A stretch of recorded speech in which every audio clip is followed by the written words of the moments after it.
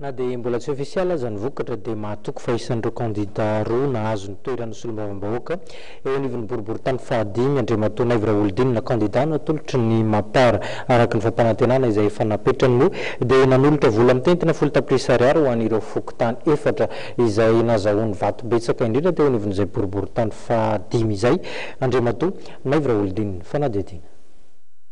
Ny tanany larana faharoa tamin'ny voka-pifidiana vonjamaika navoaka ny senita teo anivon'ny boriboritany fahadimy ny commune Antananarivo renivohitra ny kandida Naivo Raholdinina natolotry ny vovonana miaraka amin'ny filoha Andry Rajoelina. Araka ny teny fampanantenana nataony nandritra fampielezan-kevitra dia nisy androany ny fanolorany kandida mivady tamin'ny fomba ofisialy ilay vola mitentina 10 tapitrisa ariary ho an'ireo fokontany efatra nahazoany vato maro indrindra. Ny tanany larana voalohany tamin'izany ny fokontany ny tsara honenana. Voalohany teny dia misaotra an'Andriamanitra satria izy nahary natafitany zany dia misaotra ny vahoaka sy ny tapaka tsy namana rehetra ary isaokako manokana ny filohan'ny tetezanita izay filombonahitry ny fivonana Mapara na miaraka président Rajoelina. Tiako atsitika fotsiny dia ny hoe ny izay nampanantenaiko rehetrarehetra tamin'ny fampielezan-kevitra dia tataraiko. Ny asa nataoko dia efa mipizako fanomezana ny asa ny aka teto an-tsaronenana zany be vato indrindra ary naresy be dia be dia tanterahako teto zany nalohako le vola 10 millions d'ariary na 50 millions FMC mboe fokontany efatra nazona vato indrindra.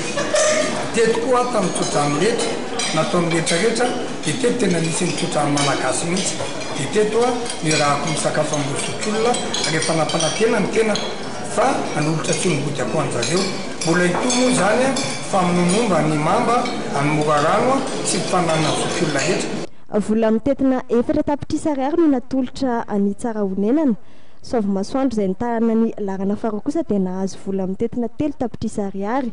Larana fahatelo Andresora izay nahazo vola mitentina 2 tapitrisa ariary ary farany fokontany Morarano izay nahazo vola 1 tapitrisa ariary. Io fanampiana ara-bolo dia entina nampiana ireo fokontany amin'ny fanamboarana fotodrafitrasa misy eo anivon'ny fokontany olona ambarany Andriamatoa Naivo Raholdinina. Androany moa dia nisy ny fiaraha-misakafo niarahan'ny kandida Naivo Raholdinina mivady tamin'ireo zokiolona teto anivon'ny fokontany ny tsara honenana.